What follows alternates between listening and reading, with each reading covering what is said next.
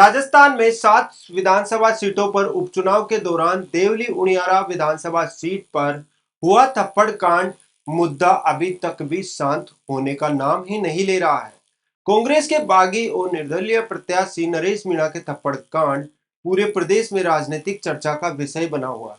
हालांकि इस मुद्दे को लेकर पुलिस ने सख्त कार्रवाई करते हुए नरेश मीणा को गिरफ्तार कर लिया था, जो इस वक्त टोंक की जेल में बंद है।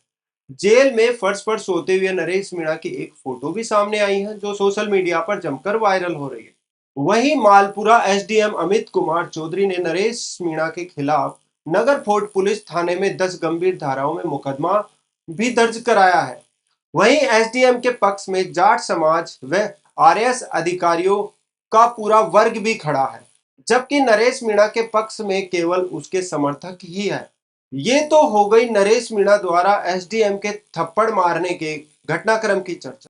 अब चलिए आपको ये भी बताते हैं कि नरेश मीणा कितनी संपत्ति के मालिक हैं, साथ ही नरेश मीणा पर कितना कर्ज है, इसकी भी चर्चा कर लेते हैं। तो उपद्रव मचाने वाले नरेश मीणा पेशे से पेट्रोल पंप के संचालक हैं। नरेश मीणा ने हिंदुस्तान पेट्रोलियम से एक पंप लीज पर ले रखा है। नामांकन पत्र के दौरान दाखिल किए गए शपथ पत्र के मुताबिक नरेश मीणा 79 लाख रुपए की संपत्ति के मालिक है। उसकी पत्नी सुनीता 12 में जिला परिषद सदस्य है।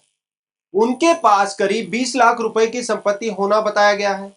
तो वही आपको बता दें कि चुनावी हलफनामे में नरेश मीणा ने स्वयं के पास 1,30,500 रुपए नकद होना बताया। साथ ही पत्नी के पास 85,000 रुपए होने की जानकारी दी है। नरेश के पास एक स्कॉर्पियो है, जबकि उसकी पत्नी के पास सिर्फ एक स्कूटी भी है। वहीं नरेश मीणा के कर्ज की बात की जाए तो नरेश मीणा पर कितना कर्ज है, आइए ये भी जान लेते हैं। तो 79 लाख रुपए की संपत्ति के मालिक नरेश मीणा पर कर्जा भी है। देवली उनियारा विधानसभा सीट से निर्दलीय प्रत्याशी के तौर पर नामांकन दाखिल करते समय नरेश मीणा ने अपने कर्ज के बारे में बताया। शपथ पत्र में नरेश मीणा ने 67,10,617 रुपए का कर्ज होना बताया है। तो वहीं नरेश मीणा के पिता कल्याण सिंह मीणा 30 साल तक सरपंच रहे हैं, जबकि वर्तमान में उनकी मां अभी भी सरपंच है और पत्नी जिला परिषद सदस्य है। यानी पूरे परिवार के सदस्य राजनीति में हैं। पूरे परिवार में केवल नरेश ही ऐसे व्यक्ति हैं जो आए दिन मारपीट, हंगामा और उपद्रव करते रहते हैं। उनके पिता कल्याण सिंह बेहद सरल और मिलनसार स्वभाव के व्यक्ति हैं।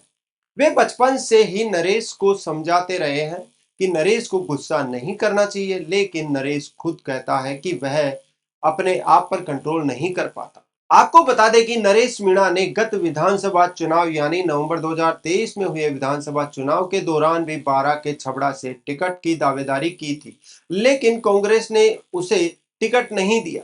टिकट नहीं मिलने पर नाराज होकर वह निर्दलीय प्रत्याशी के रूप में चुनावी ताल ठोक दी। टिकट नहीं मिलने पर नाराज होकर वह निर्दलीय प्रत्याशी के रूप में ही चुनावी ताल ठोक दी।